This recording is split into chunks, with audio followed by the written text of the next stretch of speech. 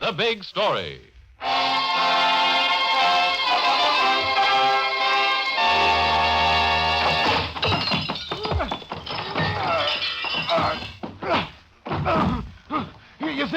You think because I'm an old man I can't hold my own? Well, I'll show you. Don't hit me there again. No, don't.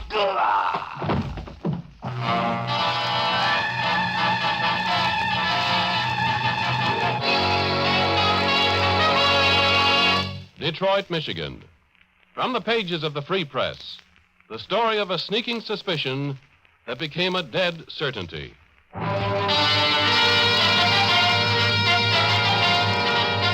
Detroit, Michigan. The story as it actually happened. Kenneth McCormick's story, as he lived it.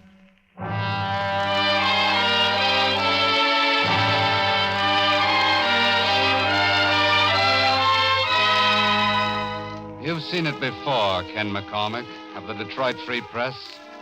In 20 years of reporting, you've seen it lots of times.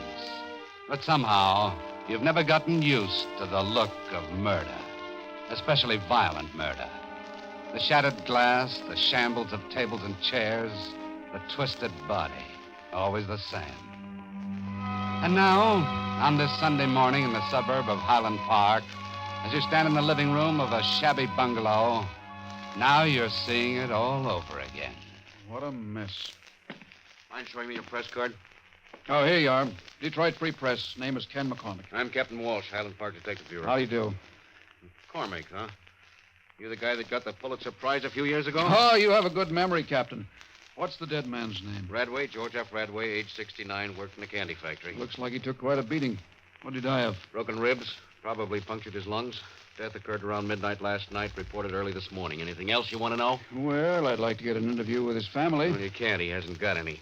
One of the neighbors found his body. I see. What do you think the motive was? Robbery. What else? Look at the joint. Someone sure took it apart, but this bungalow, Captain, the furnishings, the way it's kept, what I mean, it doesn't look like the old guy had much to be robbed of. Somebody must have thought he had. What about all these muddy tracks on the floor? Who knows? Anyone could have made them. Even Radway himself. I hate this kind of case. You know why? Why? Because the motive's too broad, too impersonal. Robbery. Any one of 5,000 bums or hoodlums could have bust in, beaten up the occupant, ransacked the joint, and cleared out. I hate this kind of a case. Who was the neighbor, Captain? You know, the one who found the body? Oh, Mrs. Florence Kemper. She and her husband were good friends of Radway. The house is on the next street, back to back with this one. You can see a corner of it through the trees. Well, I think I'll go over and talk to her. Well, you're wasting your time. We already got her started. Well, at least I can get her picture. Yeah. You know, that's what I envy about you newspaper guys. You take a picture, you write a little copy, and as far as you're concerned, that's the end of it. I don't know, Captain. Sometimes it's just the beginning.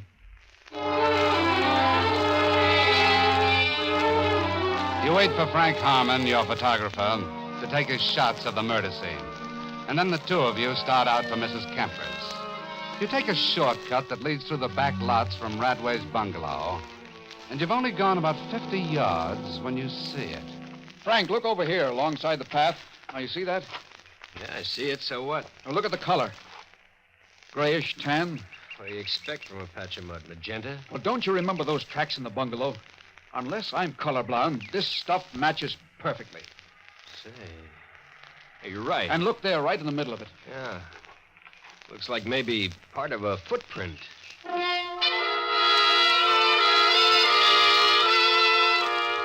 You go on to the neighbor's house. And a few minutes later, you and Frank Harmon are sitting in the neat little kitchen talking with Mrs. Kemper as she peels potatoes for Sunday dinner. You try not to notice the little tremble in her hands. You see, my husband and I knew the Radways for years. Ever since his wife died, George, that's Mr. Radway, took most of his meals with us. Just like one of the family. That's why it was such a shock when... We understand, Mrs. Kemper. That's how I came to go over there this morning. Went to call him to breakfast. Didn't he used to come over of his own accord? Mostly, yes, Mr. Harmon, but this morning we were up earlier than usual. Mr. Kemper couldn't sleep. Is your husband around now? Maybe we could talk to him. No. No, Harold's at the 11 o'clock church service. Besides, he wasn't there with me at the bungalow when I... Oh, you were alone then? Yes. Knocked on the back door. Wasn't any answer. Then I looked through the window, and right away I knew something terrible had happened. I could see the place all topsy-turvy, and Mr. Radway lying there, all twisted up. And then you came back here and you phoned the police? Yes. Mrs. Kemper, would you mind if I took a few pictures of you, just sitting here in your kitchen, sort of? Why, I guess I wouldn't mind if you need them. Fine. Just hold it like that, peeling the potatoes. Lawrence, have you got... Who are these men? What are they doing here? It's all right, Harold. We're from the Detroit Free Press, Mr. Kemper. We just want to... I know what you want. Who asked you in here, anyway? You got no regard for people's feelings? Taking pictures, asking questions? It's all right, Harold. They don't mean any harm. It's all your fault to begin with. I told you, Florence. I told you we shouldn't have reported it. But we had to. I found the body. Someone else would have found him. Someone else could have made the report. But no, you wouldn't listen. And now it's just like I said. Police and reporters swarming all over. I don't mind so much, Harold. Kind of relieves me to talk to him. Maybe you'd feel better, too. I don't want to talk to nobody. My best friend just died. I got some feelings. Even if you win. I only thought... I'm sorry, Mrs. Kemper. Yeah, we didn't intend Please to... excuse him. He didn't mean it. He doesn't know what he's saying. Too broken up. Yes, sure. We understand.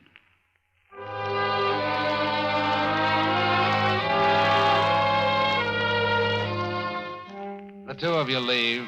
Frank goes back to the office with his pictures. And as Captain Waltz said, that's the end of it. But somehow, Kenneth McCormick, you don't want to drop this story. Not yet. So just for the record, you decide to check with the rest of Radway's neighbors.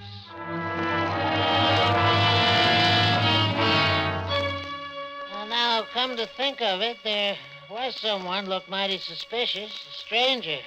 Hung around the neighborhood all Saturday afternoon.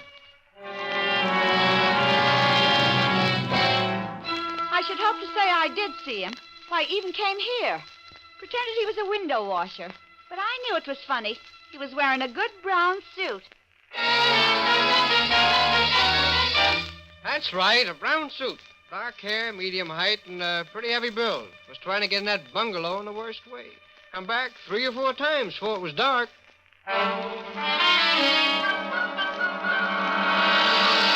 Thanks, McCormick, but we already know about this window washer. The dragnet's been out for 2 hours You now. really think he did it, Captain? I'll bet on it. He's our man, all right, if we can find him.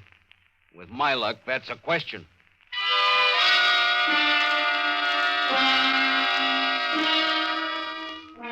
The suspect's description is fairly complete. But you wonder if perhaps Mrs. Kemper saw him, too, and could supply a few more details. So once again, you visit the little frame house. This time, Harold Kemper stays in the room. He doesn't say much until his wife starts to answer your question about the stranger. Why, no, Mr. McCormick, I don't remember. Yes. Yes, there was someone. I saw him. You did, Mr. Kemper? Yes. It was late Saturday night. I was standing near the back window here, and I happened to look over to George's place. He had the kitchen light on, and I could see this guy on the back porch. Why, Harold, you never mentioned that to me. Well, I was too upset, that's all. I didn't think of it. What did this man look like, Mr. Kemper? Could you see? Well, he was kind of tall and thin, wearing a lumber jacket. But the window washer wore a brown suit. And he wasn't tall, and he wasn't thin. Why, Harold, that's important. How could you forget a thing like that? You should have told the police first off. They didn't ask me. Besides, like I said, it slipped my mind. While the Kempers are talking, you move casually to the back window and look out. And it's just as you thought. Harold Kemper couldn't possibly have seen anyone on Radway's porch because from this window, the bungalow is completely obscured by trees. Then one of those little fateful accidents happens.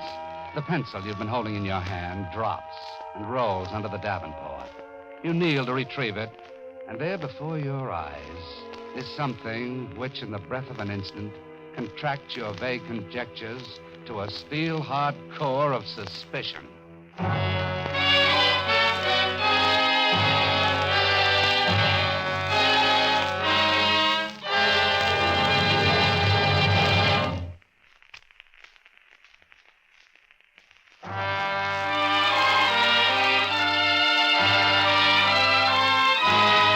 This is Cy Harris, returning you to your narrator and the big story of Kenneth McCormick, as he lived it and wrote it. You, Kenneth McCormick, of the Detroit Free Press, are kneeling by the Davenport in the Kempers' living room, and a wild surmise is beating inside you. For under that Davenport, obviously kicked there in an attempt to conceal them, are several broken clouds of grayish-tan clay. You straighten up with the realization that somehow you've got to get a sample of that clay, a sample you can match with the tracks in the dead man's bungalow. But with the Kempers here in this room, it's out of the question. You'll have to get rid of them, if only for a moment. So you take a long chance. You turn to Harold Kemper, and you begin asking questions about Radway, about the man in the lumber jacket. Question after question, until finally... Listen, mister, I've told you all I know. Are you sure, Mr. Kemper? You forgot about the man on the porch until tonight. Now, maybe there's something else He's that you... right, Harold. Perhaps... No, there's nothing else. Besides, I can't stand here talking all night. I got work to do. I got to fix the car. The car? But there's nothing... It's the gas line. What do you know about them things? I'm so worried about my husband, Mr. McCormick. He's taken this thing awful bad. Now we have to go to the morgue tomorrow night at 9 o'clock and identify George's body. Harold hasn't seen him dead yet. I don't know what he'll do. It'll be kind of tough for him, I guess.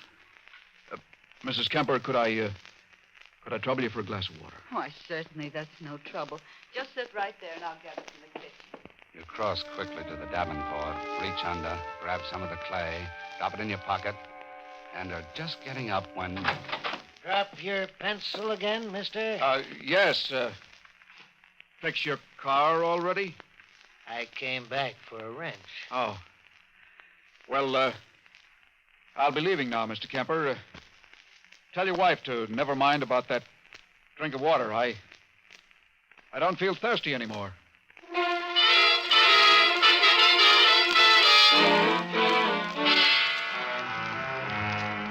You're way out in left field, McCormick. This Kemper was Radway's best friend. I know that, All Captain, right, but... so you found some clay in his house last night. What does that prove? Look at the samples. Now, here's some from Kemper's. Some from the murder scene and some from the mud patch along the path, and they're all identical. That grayish You tan can't color prove is... things that way, McCormick. Oh, You need a thorough, detailed lab analysis.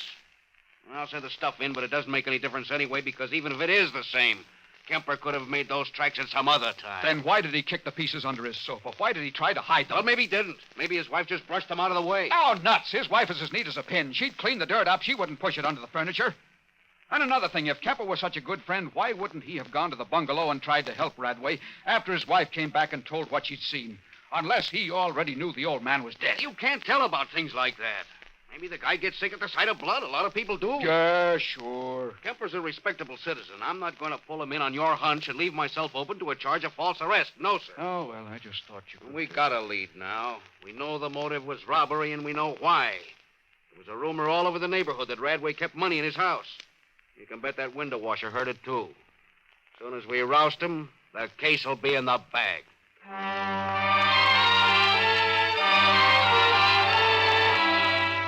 Even to yourself, you have to admit that Kemper would probably not have killed his friend just to rob him.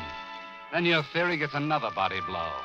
In Radway's house, under an ironing board cover, Walsh's men find $400. That seems to clinch the robbery motive. And then comes the rabbit punch. The same day, Monday, in the late afternoon, the window washer is found. You're there in Walsh's office when they bring him in. His name is John Bruno, and his story is pitifully weak. You admit you were in the neighborhood. You admit that. I know, Captain. That's right. I was, but... And you admit going to Radway's house. I went to all the houses. But you went back to that house 3 times. I don't know. I don't remember. Oh, don't lie. The neighbors saw you. Now, why'd you go back there for, Bruno? Why? I don't know. I guess because nobody was home the first times. I don't know. Where'd you go after it got dark? Where were you that night? At night?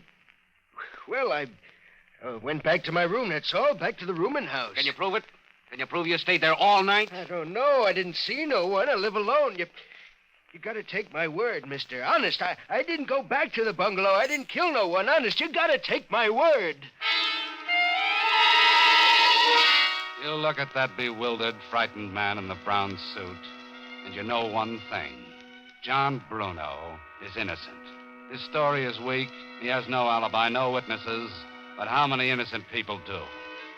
Then it strikes you there's one angle you haven't yet tried. Kemper's movements on the night of the crime. Well, every Saturday, a lot of the men in the neighborhood sneak off to some tavern or other. It's terrible. I wouldn't let my husband do it. Yeah, it's a beer garden on 6 Mile Road. Kemper and Radway usually went out there together. Oh, I seen them there last Saturday, all right. Both of them pretty drunk, so I give them a wide berth. Is that it? Is that the answer? You wish you could be sure. Then you remember something. At 9 o'clock tonight, the Kempers will be at the morgue to identify the body. You check your watch. You can make it. Maybe if you're there when Harold Kemper has to look at his dead friend, maybe you'll see something. You grab a cab, and at 9:01, you walk into the medical examiner's office at the city morgue. Mrs. Kemper's there, but she's alone. Where's your husband? Where is he, Mrs. Kemper? He decided not to come in. The last minute, he thought it'd be too much for him. He's waiting for me out on the street corner. Just as well, I guess. All right, if it's cat and mouse, I can play that game, too.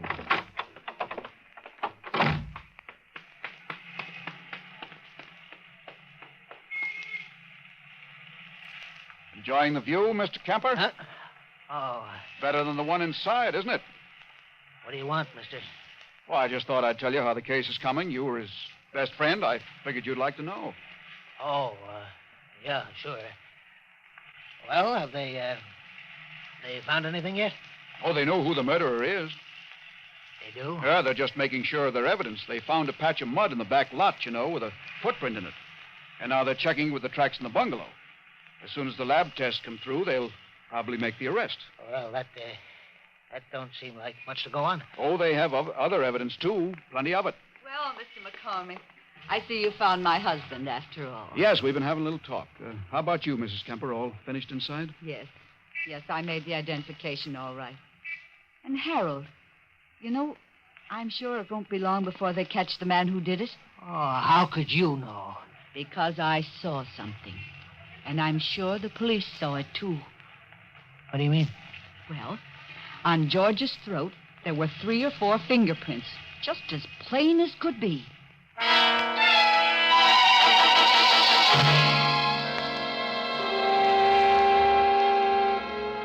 And the joke of it, the grim, grim joke of it, is that Mrs. Kemper has made a mistake. What she saw were not fingerprints which can be traced, but finger marks which cannot. Only Harold Kemper, in the white heat of his fear, is far beyond figuring that out. His face gives you the answer. Now you know. This man is a murderer. More than that, he's a murderer chased by the phantom of his own fear. He's ripe for the plucking, if you can just get Captain Walsh to stretch out a hand. But I told you my story, Captain. I told you a million times. Never mind, Bruno. Tell me again. What's the use? I'm only going to say the same thing. I didn't do it, so what's the use? All right, Sergeant. Take him out. Yes, sir. What's the matter, Captain? You can't crack him? Oh, he'll crack. When? 6 months from now, out of sheer exhaustion? Look, Bruno was innocent. You know that. And Kemper is guilty. You just won't admit it. I've got enough complications with that. I told you what I found out about Kemper. I showed you the motive. Captain, the lab report is here, and those 3 samples of clay. Well, what's the gist of it, Sergeant? They're all identical, sir. Captain, how much proof do you want? I don't know. If you don't want to pull him in, at least go out to his house now and question him. The guy'll break. I know he will. He's on the thin edge of nothing. But it's late. It's after midnight. What is it you really don't like, Captain? The lateness of the hour or junking your pet theory? Come on, let's go.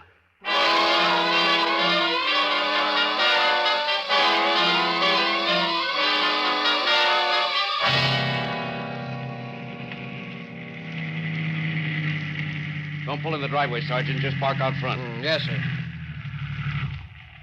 All right, Sergeant. You wait here. Come on, McCormick.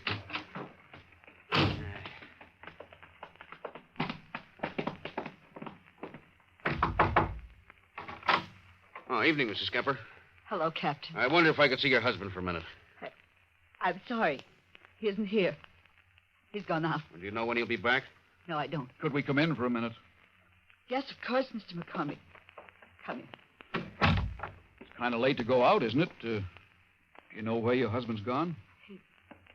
He didn't tell me. Is there any message you want to leave? Mrs. Kemper, you've been crying, haven't you? Is it anything to do with... No. No, it's just... No, I... You'd better tell us everything, Mrs. Kemper. We'll find out anyway. You see, we know what your husband's done. Yes. Yes. He did it. He killed George. How long have you known this? He just told me about an hour ago. When we came back from the morgue, he was all sick-like. Then finally told me that he and George got into a fight that night over who was to buy more beer. Harold gets into terrible rages, and he beat the old man up. Then when he saw he was dead, he upset everything to make it look like a robbery. Well, where is he now? I don't know. He was terribly afraid. He knew you'd be coming after him. Go on, Mrs. Kemper. He said they're not going to put me in no prison. Then he rushed out to the garage to get the car. Well, he won't get far. Where's your phone? Hey, wait a minute, Captain. The car is here. What? I saw it in the garage as we came up the walk. Sergeant Jansky. Yes, sir? Turn your spotlight on that garage, then come with me. We're going in after Kemper. Wait up, Captain. I want to be on this. You better stand clear. Come out of that garage, Kemper. You don't stand a chance. All right, we're coming in. Jansky, you go in on the other side of the car. I'll take this side. Yes, sir.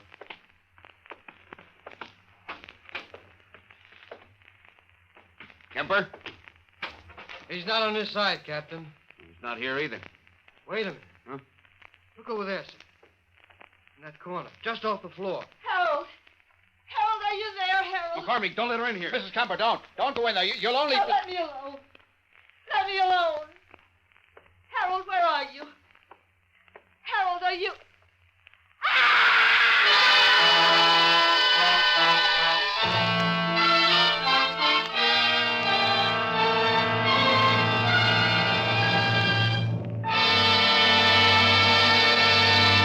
Now we read you that telegram from Kenneth McCormick of the Detroit Free Press. Not out of remorse, but out of pure fear, the killer in tonight's big story hanged himself with a piece of clothesline. His wife's story brought the instant release of the window washer and closed the case.